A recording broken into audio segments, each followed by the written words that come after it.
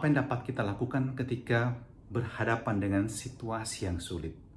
Tidak sedikit orang yang berhadapan dengan situasi yang sulit justru kemudian mengambil cara berpikir yang negatif dan bertindak negatif pula. Tidak sedikit orang justru mempersalahkan sana, mempersalahkan sini, talking negative about that one and another one. Dan apa yang terjadi? Tidak ada perubahan yang baik. Yang terjadi adalah kita mulai saling mempersalahkan satu sama lain. Untuk dapat membuat sebuah perubahan, yang paling penting adalah bahwa kita sadar setiap dari kita memiliki tanggung jawab untuk memulai perubahan tersebut. Dan ini ditunjukkan oleh Yesus kepada murid-muridnya ketika dia berkata, mereka tidak perlu pergi, kalian harus memberi mereka makan. Murid-murid dapat bersembunyi dengan mengatakan kita tidak dapat memberi mereka makan, mereka banyak sekali jumlahnya, dan kita tidak punya roti, kita tidak punya apa-apa.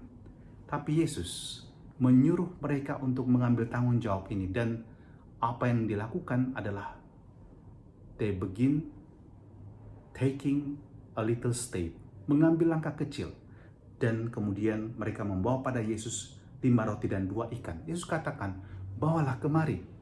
Dan ini memberikan pesan yang kuat untuk kita pada hari ini. Kalau kita ingin sebuah perubahan yang besar di masa depan, harus dimulai dengan tindakan kecil yang kita mulai sendiri di hari ini, dan kita menularkannya kepada orang lain.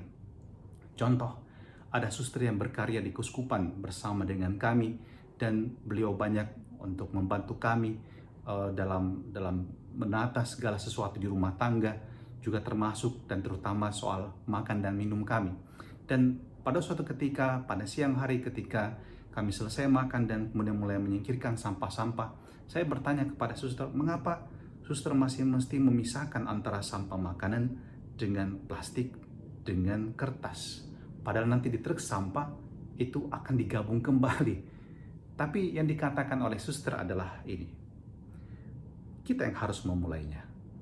Dan meskipun itu terjadi kemudian seperti yang saya katakan tadi, kita tetap harus melakukannya. Kalau kita tidak memulainya, lalu tidak akan pernah ada juga sebuah gerakan kecil untuk memulainya.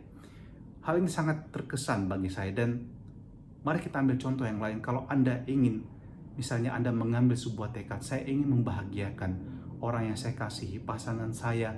Kalau Anda sebagai orang tua, saya ingin melayani anak-anak saya, membuat mereka bahagia, dan anak-anak juga mungkin mengatakan, saya ingin melayani orang tua saya. Maka langkah pertama yang Anda harus ingat adalah Anda harus belajar menjadi orang yang bahagia pula. Sebab seperti kata Yesus, mengasihi sesama seperti mengasihi diri sendiri. Anda tidak mungkin membuat orang lain bahagia kalau Anda sendiri pribadi yang tidak bahagia. Ketika Anda tidak bahagia, Anda akan menjadi masalah bagi orang lain.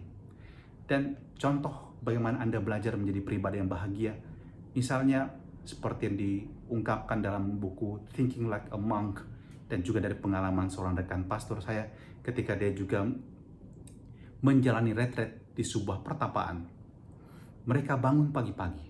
Anda bayangkan bangun pagi-pagi dan kemudian memulai harinya dengan tenang, dengan membaca bacaan rohani, bermeditasi, dan kemudian mereka mulai beraktivitas. Dan pada malam hari, Anda bayangkan ketika mereka akan beristirahat, mereka akan menenangkan hati dan pikiran mereka. Ini langkah-langkah kecil yang membuat orang bisa menjadi pribadi yang bahagia. Maka jika Anda ingin melakukan perbuatan yang besar untuk masa depan, not only about future, tapi juga untuk hari-hari ini, putuskan. Anda mau melakukan yang baik. Anda mau melakukan sesuatu yang membahagiakan orang lain dan diri Anda. Dan itu dimulai dengan langkah yang kecil. Ambil tanggung jawab itu. Para rekan guru Semakara, ambil tanggung jawab itu. Lakukan yang terbaik dalam pengajaran yang sifatnya daring ini. Juga para murid yang terkasih, kalian juga harus mengambil keputusan, tidak bermalas-malasan. Sekali lagi Anda harus berjuang untuk membangkitkan semangat Anda. Saya tahu banyak yang sudah jenuh sekolah dengan model daring seperti ini. Tapi somehow kita harus bertahan bersama.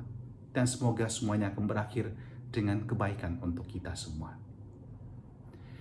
Tuhan berkati kami di awal pekan ini, dan pegang niat kami, pegang tangan kami juga, agar kami bertutur kata dan berpikir serta melakukan segala sesuatu juga dengan semangat yang baru, dengan kekuatan yang baru. Berkati kami dengan kesehatan yang baik dan bantu kami Tuhan untuk melakukan perbuatan-perbuatan yang sungguh juga dapat membuat orang lain mengalami kebahagiaan dengan berkat Maha Kuasa, Bapa dan Putra dan Roh Kudus. Amin.